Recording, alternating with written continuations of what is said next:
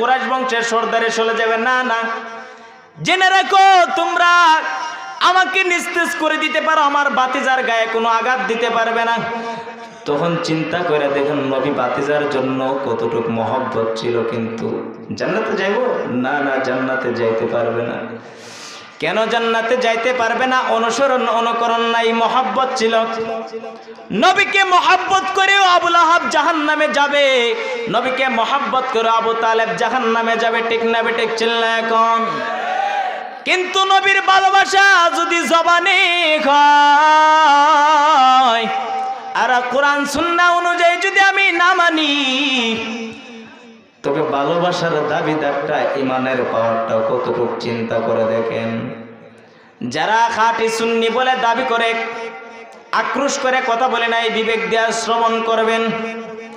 আপনাকে আপনি সুন্নি দাবি করেন, মানলাম আপনি নবীর উম্মত, কিন্তু আল্লাহ তাআলার কোরআনের আয়াতকে কিভাবে মস্কারি করেন, অস্বীকার করেন।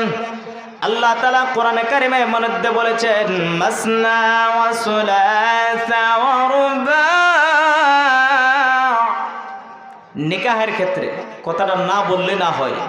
মুশতাকুন নবী কাসেমি সাহেবকে নিয়ে এই দিনে খুব তুলফার চলতেছে, শুনতেছেন না? যারা ফেসবুক ইউটিউব চালান, বিবাহ নিয়ে কথা চলছে। একজন যদি সচ্ছল হয়, আল্লাহ তাআলা কোরআনে নির্দেশ দিয়েছে যদি তুমি পারো মাসনা ওয়া সুলাসা ওয়া রুবা। আমার পাশে বিজ্ঞ আলেম, বড় মাপের আলেম মুফতি সাহেব বসা। আল্লাহ বলেছেন যদি তোমার দ্বারা সম্ভব হয় একের অধিক, ও সুলাস 3 নম্বর, ও রুবা একদম লাস্ট 4। কয় নম্বর? 4টা। এর উপরে 5 নম্বর যেন না হয়। এখানে খত আছে নি, মানা আছে না, বাধা আছে না? আল্লাহ একটা সীমা দিয়ে দিছে।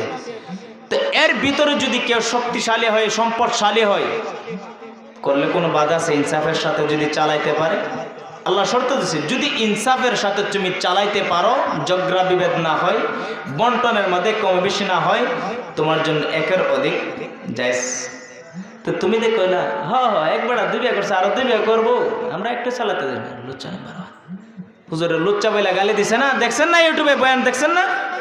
দেখবেন, তাহিরির নাম দিয়ে চার্জ দিবেন। প্রকাশ্য বলে দিতে চাই, এই সমস্ত বন্ড বেদাতির থেকে মুক্ত করতে হবে এলাকা। ঠিক না বেঠিক চিল্লা এখন? তারা আশিকের নামে দাবিদার করে, কুফরি মতবাদ স্বীকার করে, যারা কোরআনের আয়াতকেও স্বীকার করে, সে মুসলমান হতে পারে না। তোর তওবা করে কালিমা পড়ে মুসলমান হতে হবে, তওবা করতে হবে। ঠিক না বেঠিক চিল্লা এখন? যদি কালিমা পড়ে মুসলমান না হয়, সে দাওয়াতকে গ্রহণ করতে পারবে না। এই জন্য মানুষকে এই বন্ড বেদাতিরা ইমান হারা করার জন্য এক শ্রেণীর দাজ্জাল বের হয়েছে। একটা দাজ্জালের চালাচামুন্ডা তারা উলামায়ে কেরামদের লেবাস গ্রহণ করে, মাথায় পাগড়ি দিয়ে স্টেজ ওইটা নাচানাচি করে, আর কোরআন বিরুদ্ধে বিষয় চ্যালেঞ্জ করে। কেমন কথা? এটার নাম কি মহব্বত? এই জন্য আল্লাহ বলেছেন ইউহিব্বুকুমুল্লাহ। আগের অংশ বলেছেন ফাত্তাবিউনি, নবীর অনুসরণ করতে হবে। নবীর অনুসরণ অনুকরণ করলে কি ফায়দা হবে, কি লাভ হবে? আল্লাহ বলেন ইউহিব্বুকুমুল্লাহ,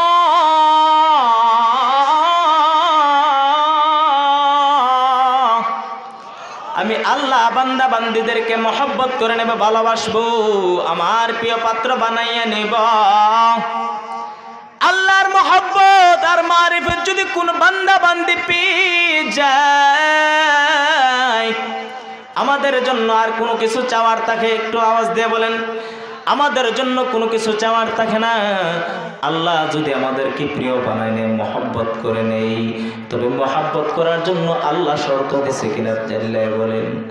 আল্লাহ শর্ত দিয়েছে ফাত্তাবিউনি, নবীর অনুসরণ অনুকরণ, মহব্বতের সাথে অনুসরণ অনুকরণ করতে হবে। তারপরে তোমরা আল্লাহর ভালোবাসা পাইবা। আল্লাহর ভালোবাসা পাইলে আমাদের লাভ কি হবে? আল্লাহ বলেন ওয়ায়াগফির লাকুম যুনুবাকুম ওয়াল্লাহু গফুরুর রহিম। আল্লাহ বলে যদি তোমরা আমার প্রিয় হয়ে যাও, ওয়াগফির লাকুম যুনুবাকুম, আমি তোমাদের জীবনের সমস্ত গুনাহ খাতা মাফ করে দেব। ওয়াল্লাহু গফুরুর রহিম।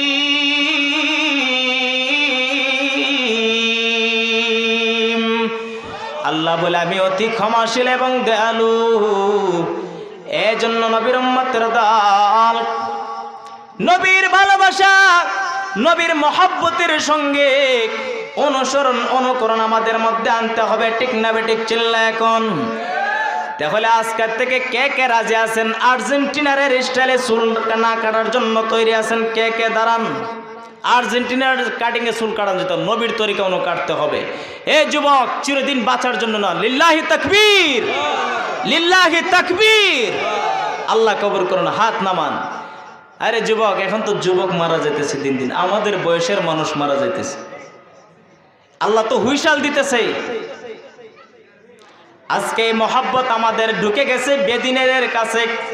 রাত্র যখন গভীর হয়, দেখা যায় অনেক যুবকে হাফ প্যান্ট পরে, আবার এমনি নেগিয়াতে একটা গেঞ্জি পরে বের হয়। এগুলো ইলুমিনাতিদের শিক্ষা। আধুনিক হইতে হইতে আমাদেরকে একদম ল্যাংটা উলঙ্গ করে দিতেছে, কিন্তু আমরা বুঝতে পারতেছি না এটা নাকি আধুনিক। ছেলেদেরকে দিতেছে উলঙ্গ করে, আর মেয়েদেরকে দিতেছে অর্ধলঙ্গ করে। এখন মশারের মতো কাপড় পরে। এটার নাম কি মহব্বত? এ কালীগচ্ছির মা বোনেরা গো, আল্লাহর নবী সাল্লাল্লাহু আলাইহি ওয়াসাল্লামের বিবি আমাদের আম্মাজান রুহানি আম্মাজান আয়েশা রাদিয়াল্লাহু তাআলা আনহা, খাদিজাতুল কুবরা রাদিয়াল্লাহু তাআলা আনহা, নবীর কলিজার টুকরা সন্তান ফাতেমা রাদিয়াল্লাহু তাআলা আনহা, তারা এই সমস্ত কাপড় পরে না, এই সমস্ত কাপড় পরে নাই। মোটা কাপড় পরেছে, এমন কাপড় পরিধান করবেন যে কাপড় পরিধান করলে শরীরের অঙ্গ প্রত্যঙ্গ দেখা যায় না, না দেখা যায়, ঢেকে থাকা যায়। এই সমস্ত জিনিস পরবেন, এই সমস্ত কাপড় পরবেন। আজকে তো মহাব্বত চইলা গেছে কিরণমালা, মরণমালা, স্টার জলসার মধ্যে। ঠিক না বেঠিক? চিল্লা এখন। এ নবীর উম্মতের দল, পুরুষদের যুবকদের মহাব্বত চইলা গেছে আর্জেন্টিনার আর ব্রাজিলে।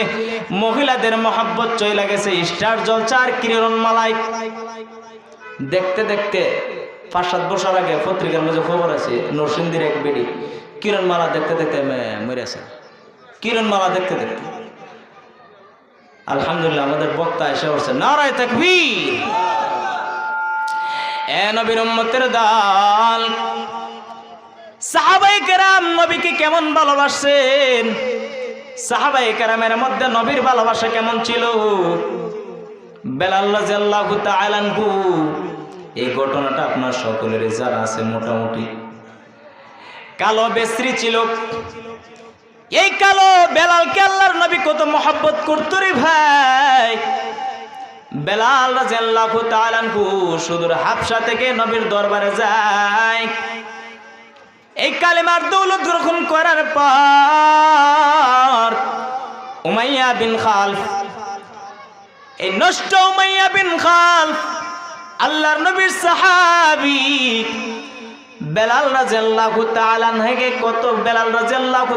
আনহুকে কত কষ্ট দিয়েছে, কত লাঞ্ছনা ভোগ করতে হয়েছে।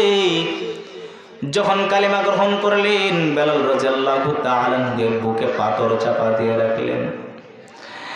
ডাক দিয়া বললেন, কে বেলাল, যদি তুমি জীবনকে বাঁচাইতে চাও, জীবনকে যদি রক্ষা করতে চাও, আমার অত্যাচার নির্যাতন নিপীড়ন থেকে যদি বাঁচতে চাও, মুহাম্মদের কালিমাটা থেকে পিছপা হয়ে যাও। নাউজুবিল্লাহ, জোরে বলেন আল্লাহু আকবার। বেলাল রাদিয়াল্লাহু তাআলা আনহু বলেন, এ কাফের উমাইয়া বিন খালফ, আমি বেলালের জবানের ঘোষণা শুনি যা, আমার জীবন শেষ করে দিতে পারবি, কিন্তু বেলালকে মুহাম্মদের কালিমা থেকে দূরে সরাতে পারবি না। কালিমা গ্রহণ করেছি কষ্টের বিনিময়ে, সুদূর হাবশা থেকে হেঁটে হেঁটে মদিনায় এসে ঈমান গ্রহণ করেছি, কষ্টের ঈমান গ্রহণ করা। সুতরাং মহব্বতরা কেমন করেছেন। আমরা তখন তৈরি মহব্বত, বাবা মুসলমান, দাদা মুসলমান, 14 গোষ্ঠী মুসলমান, শুধু 0 পয়েন্ট গুরু খাওয়ার মুসলমান। মুসলমানের তো বলতেই নাই। সাপ্তাহিক জুমার নামাজ জানা এমন মুসল্লি আসেনি না, সাপ্তাহিক জুমার নামাজ জানা যদি ইন্তেকাল করে আর লঙ্গি উল্টায় ছাড়া চেক করা ছাড়া উপায় নাই, এটা হিন্দু না মুসলমান। ঠিক নিও, মিথ্যা বলছি? মুখত দাড়ি নাই, গায়ে পাঞ্জাবি নাই, টুপি নাই, নামাজ নাই, এটা হিন্দু না মুসলমান। কেউ যদি না জানে আর কি, ও চিনা হইলে, আর জান না হইলে তো মুসলমানের সন্তান জানে। ও জানা যদি হয় কোনো জায়গায়, মনে করে আল্লাহ না করুক কোনো জায়গায় মরে ফিরে রয়েছে, মানে হিন্দু না মুসলমান, যদি এরম আকীদা সম্পন্ন হয়ে থাকে, এরম আখলাকের হয়ে থাকে, এরা কাপড় চেক করা ছাড়া হিন্দু মুসলমান যাচাই করুন যাব। এই জন্য মুসলমান, আল্লাহর নবী সাল্লাল্লাহু আলাইহি ওয়াসাল্লাম এক হাদিসে পাকে ইরশাদ করেন, মুসলমানের মধ্যে পার্থক্য হলো নামাজ। নামাজ মুসলমান ইমানদারদের মধ্যে পার্থক্য হলো নামাজ। আর আজকে অনেক এমন পীর সাহেব আছে নামাজ লাগে না। কফির সাহেব নামাজ পড়তেন না? তুমি আমার নামাজ দেখতা না? তো কেন? আসরও দেখলাম আমি এখানে বসা, আমি নামাজ পড়লাম আপনি এখানে বসা। মাগরিবও দেখলাম নামাজ পড়লাম আপনি এখানে বসা। এশার নামাজ পড়লাম মসজিদে, ও দেখলাম আপনি এখানে বসে। নামাজ পড়লেন না, তুমি এগুলি বুঝবা না, তুমি এগুলি বুঝবা না, আমার নামাজ দেখার না। নামাজ বলে দেখা না, তাই না? বাতিনি নামাজ পড়ে, বুঝছেন নি? বাতিনি নামাজ পড়ে, এটা এক নম্বর শয়তান না, এটা ফির সাহেব। পীর হওয়ার জন্য নিম্নোক্ত 1 নাম্বার হলো 5 ওয়াক্ত নামাজ, ফরজ নামাজ যেন ছুটতে না পারে। 2 নাম্বার ওয়াজিব তরক করতে পারে না। 3 নাম্বার নফল বন্দেগী বেশি বেশি করতে হবে। 4 নাম্বার তার দ্বারা কোনো আল্লাহ তাআলার গর্হিত কাজ করতে পারবে না। 5 নাম্বার হালাল হারাম জেনে বুঝে আমল করতে হবে। 6 নাম্বার তাফসীরে জালালাইন পড়ার মতো, ইবারত পড়ার মতো যোগ্যতা থাকতে হবে। ইসালুইন্দে চাইলে কোডা পাওয়া যাবে। তাফসীরে জালালাইন ইবারতে আরবি নামটা দেখতে বেটকিতে ফেরে দেবো, ঠিক না বেটি? কিন্তু ফিরে অভাব নাই। পীরগিরিয়ার মাজার পূজা চলছে দেশটা জুড়িয়া, শিরকিয়ার বন্দামিতে দেশটা গেছে ভরিয়া। পীরগিরিয়ার মাজার পূজা চলছে দেশটা জুড়িয়া, শিরকিয়ার বন্দামিতে দেশটা গেছে ভরিয়া। ঠিক না বেটি? এই হলো আমাদের সমাজের অবস্থা। এরা নবীর উম্মতের দল। এই জন্য আল্লাহ রাব্বুল আলামিন পরবর্তী আয়াতের মধ্যে আল্লাহ বলেন, কুল, হে নবী বলে দিন, আতিউল্লাহ ওয়া আতিউর রাসূল ফাইন তাওয়াল্লাউ ফাইন্নাল্লাহা লা ইউহিব্বুল কাফিরিন।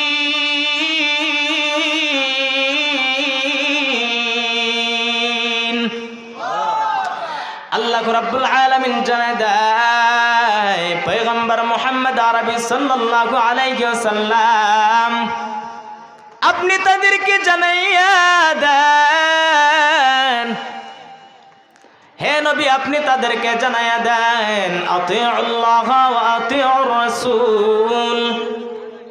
আল্লাহর মহব্বত, ভালোবাসা নবীর মহব্বতের মধ্যে নিহিত রয়েছে। আল্লাহর মহব্বত অনুসরণ অনুকরণ নবীর মহব্বত অনুসরণ অনুকরণের মধ্যে নিহিত রয়েছে।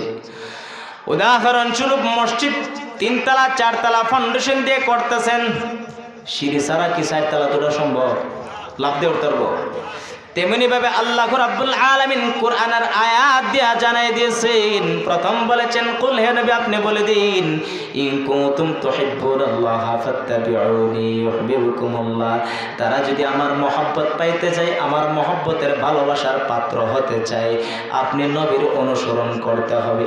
পরবর্তী আয়াতে আল্লাহ জানায় দেয়, আমার অনুসরণ অনুকরণের যদি দাবিদার হয়ে থাকে,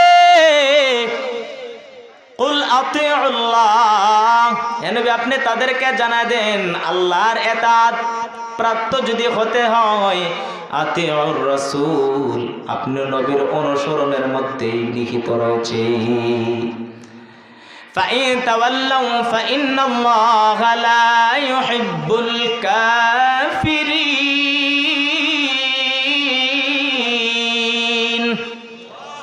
আর নবীওয়ালাই রাস্তা থেকে, ইসলামের এই খাঁটি রাস্তা থেকে যদি যারা মুখ ফিরিয়ে নেয়, ইসলাম ধর্ম থেকে নবীওয়ালা কাছ থেকে যদি মুখ ফিরে নেয় ফাইন্নাল্লাহা লা ইউহিব্বুল কাফিরিন, আল্লাহ তাদেরকে ভালোবাসেন না, তাদেরকে মহব্বত করেন না। যারা ইসলাম থেকে মুখ ফিরে নেয়, কোরআন সুন্নাহ থেকে মুখ ফিরে নেয়, আল্লাহর সঙ্গে কুফরি করে, শিরিক করে, এ নবীর উম্মতের দল, শিরিক যুক্ত বেদাত মুক্ত আমল হতে হবে রে ভাই। জিন্দেগিটা বেদাত মুক্ত, আমলটা শিরিক মুক্ত, ইখলাস যুক্ত আমল, শিরিক মুক্ত আকীদা, বেদাত মুক্ত জিন্দেগি। ঠিক না বেটে? চিল্লা কোন তিন জিনিস যতটুকু পর্যন্ত না আসবে রে ভাই, পরিপূর্ণ ঈমান বলে দাবি করার রাস্তা নাই। বেলাল রাদিয়াল্লাহু তাআলা আনহুকে যে কথা বলতেছিলাম, উত্তপ্ত গরম বালুর মধ্যে, মরুভূমির মধ্যে তেজি দৌড়ন্ত ঘোড়ার পায়ে রশি বাঁধিয়া বেলালকে ছেড়ে দিলেন। আর বেলাল রাদিয়াল্লাহু তাআলা আনহু আহাদ আহাদ বলে কান্নাকাটি করতেছে রে ভাই। দু চোখ দিয়ে জোর জোর করে পানি পড়তেছে আর আহাদ আহাদ বলতেছে, জোরে চিৎকার করে বলতেছে। একদিন পথের মধ্যে দেখলেন সিদ্দিক আকবর আবু বকর সিদ্দিক রাদিয়াল্লাহু তাআলা আনহু ব্যবসার মাল আনার জন্য যখন সিরার দিকে রওনা হয়, পথের মধ্যে দেখলেন বেলাল রাদিয়াল্লাহু তাআলা আনহু আহাদ আহাদ বলে চিৎকার করতেছে। বেলাল রাদিয়াল্লাহু তাআলা আনহু ডাক দে, বেলাল আল্লাহর জিকিরটা তুমি মনে মনে বলো, অন্তত এই কাফের বেঈমান উমাইয়া বিন খালফের অত্যাচার থেকে তুমি বেঁচে থাকতে পারবা রে বেলাল। বেলাল রাদিয়াল্লাহু তাআলা আনহুকে কত সুন্দর জবাব দেয় আবু বকর সিদ্দিক রাদিয়াল্লাহু তাআলা আনহুকে, এ আবু বকর, হেমন্তকালে বুলবুলিকে ওই সুন্দর কণ্ঠে ডাকতে বাধা দিও না। যেমন হেমন্তকালে কোকিল কণ্ঠের পাখিরা তাদের ভাষায় আল্লাহর গান গায়, তেমনি ভাবে আমি বেলালের কাছে কালিমা গ্রহণ করার পর এই বেদিন কাফের উমাইয়া বিন খালফের অত্যাচারটা যত বেশি হয় আর আমি আল্লাহর জিকির যত জোরে জোরে করি রে আবু বকর, আমার অন্তরে তো ঠান্ডা হয়ে এমন প্রশান্তি পাওয়া যায়। যত মারে আমি তত প্রশান্তি পাই, কারণ উমাইয়া বিন খালফ যত জোরে মারে বেলাল রাদিয়াল্লাহু তাআলা আনহু তত জোরে আহাদ আহাদ আহাদ, আল্লাহ একজনই বলে সাক্ষী দিতেছে। কিন্তু উমাইয়া বিন খালফের অত্যাচার বন্ধ হয় না। কেমন মহব্বত করতো বেলাল রাদিয়াল্লাহু তাআলা আনহু আল্লাহর পয়গম্বর মুহাম্মদ আরবি সাল্লাল্লাহু আলাইহি ওয়াসাল্লামকে। নবী পাক সাল্লাল্লাহু আলাইহি ওয়াসাল্লাম বেলাল রাদিয়াল্লাহু তাআলা আনহু কতটুকু মহব্বত করতো দেখেন। একজনের জন্য আশিক মাশুক খেলা। আল্লাহু আকবার। বেলাল রাদিয়াল্লাহু তাআলা আনহুকে আল্লাহর নবী সাল্লাল্লাহু আলাইহি ওয়াসাল্লাম মেরাজ থেকে আসিয়া বলেন, ও বেলাল, জান্নাতের মধ্যে তোমার ঘরটা দেখে আসছি আমার ঘরের পাশে। সুবহানাল্লাহ, জোরে বলেন।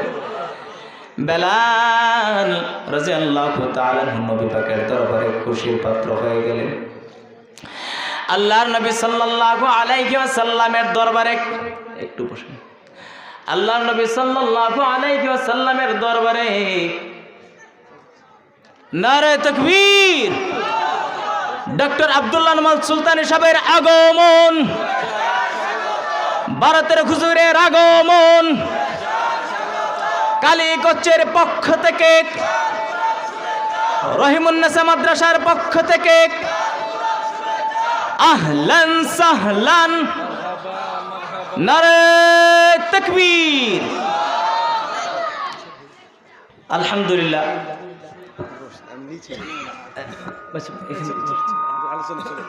শেষ করে দিই 5 মিনিট যদি অনুমতি দেন। অনেকক্ষণ করে আমি আসলে বক্তারা আসলে বয়ান করি না, আপনার জন্য অনেকক্ষণ করেন। আমাকে অনেক মহব্বত করেন, স্নেহ করেন, জাযাকাল্লাহ। অনেক দূর থেকে আসছেন, তা আমি শেষ করে দিচ্ছি। আল্লাহ নবী সাল্লাল্লাহু আলাইহি সাল্লাম বেলাল রাদিয়াল্লাহু তাআলা কতটুকু মহব্বত করতেন এটা বলে আমি সংক্ষেপে শেষ করে দিচ্ছি। আল্লাহর নবী সাল্লাল্লাহু আলাইহি ওয়াসাল্লামের দরবার একদিন সাহাবায়ে কেরামের মজলিস আগমন করলেন। সাহাবায়ে কেরামরা বলতে লাগলো, ইয়া রাসূলুল্লাহ, ইয়া হাবিবাল্লাহ, বেলাল রাদিয়াল্লাহু তাআলা আনহু আজানের মধ্যে শব্দ সঠিকভাবে উচ্চারণ হয় নাই, আশহাদুর মধ্যে আশহাদু বলতেন। মুয়াজ্জিন পরিবর্তনের ব্যবস্থা করেন, মুয়াজ্জিন পাল্টাবার ব্যবস্থা করেন। সাহাবায়ে কেরামের আরজে আল্লাহর নবী কবুল করলেন, মঞ্জুর করলেন। একজন মুয়াজ্জিন নিযুক্ত করলেন। সাহাবায়ে কেরামের মধ্য থেকে সুরলিত কণ্ঠের আজান দিলেন এশার, মাগরিব এশা আজান দিলেন, ফজরের আজান দিলেন। আর শাজিমের মধ্যে আওয়াজ যায় না রে ভাই। সকাল বেলায় জিবরাইল আমিন আলাইহিস সালামকে পাঠালেন আল্লাহর নবীর দরবারে। বললেন, ইয়া রাসূলুল্লাহ, আল্লাহ পানি পাঠাইছেন, সালাম জানাইছেন, আর শাজিমের মধ্যে আজানের আওয়াজ যায় নাই। আল্লাহু আকবার। কালকে কয়েন মহিলারা শুনে লাগবে তো, চিল্লা বলেন আল্লাহু আকবার। আল্লাহ নবী সাল্লাল্লাহু আলাইহি ওয়াসাল্লামের কাছে এই সালাম সুসংবাদ আসার পর আবার বেলাল রাদিয়াল্লাহু তাআলা আনহুকে ডাকলেন এবং বললেন, বেলাল, তোমার আজান ছাড়া আল্লাহর আরশে আজিমে আজানের আওয়াজ পৌঁছে নাই, সুতরাং তুমি আবার নিযুক্ত। কত সুন্দর মদিনার আজান।